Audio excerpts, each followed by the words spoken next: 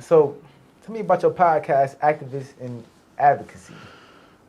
So one, with so much of the rise of people since the George Floyd era, and so many leaders and activists coming out in that time, and just in general, education-wise, we are not really taught civics. So you'll have, this one of the reasons why massive people don't participate in voting, or even people who do follow politics don't necessarily understand. You know what I mean? Like, I've walked around with David Vaun and people thought he was the alder person, right? Like, he's a state rep, and they don't know what a state rep does versus the alder person versus, you know what I mean? And they'll call the state rep with something they supposed to be calling the alderman's office or, some other office about. So just a general conversation and education in civics, to informing, because you probably can't imagine how many people don't feel like politics has an effect on their life, so they just act like it don't exist. But it does. It has a huge effect on your everyday life.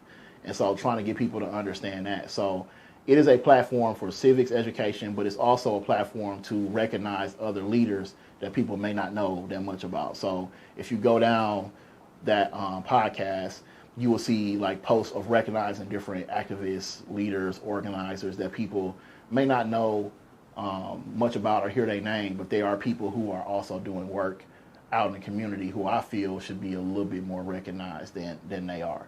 Because again, one thing I don't believe in is hoarding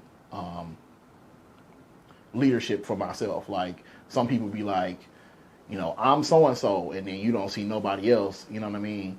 I don't believe in that. I think that's one of our weak points of trying to have only one or two leaders. That has been a detriment to us. So I try to use my platform to elevate other groups and leaders all the time.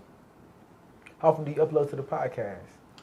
It's kind of random because I do so much stuff. Like, really everything that I do or don't do is based off my availability. Like, to say yes to come to this. Like, a lot of times I say yes to come to a lot of stuff, and I double and triple book myself, or somebody could get shot and I have to go to a scene. You know what I'm saying? Like, my availability is open, but it's randomly not open too. You know what I mean? Like, we are literally on call day and night on different situations. So the podcast, we were doing it weekly on a certain day and time, which was, I believe initially we was doing it on Thursdays at 7, I believe.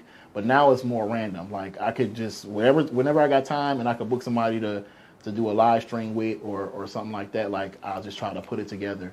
But if you go on that page, like, literally we had an agenda posted before. We would have a certain day and time and a guest that was supposed to be. But that was when, sometimes during the winter, I'm a lot more free, so I'm able to do that. But in, like, once things ramp up, it kind of don't work that way. So the show is a lot more random right now.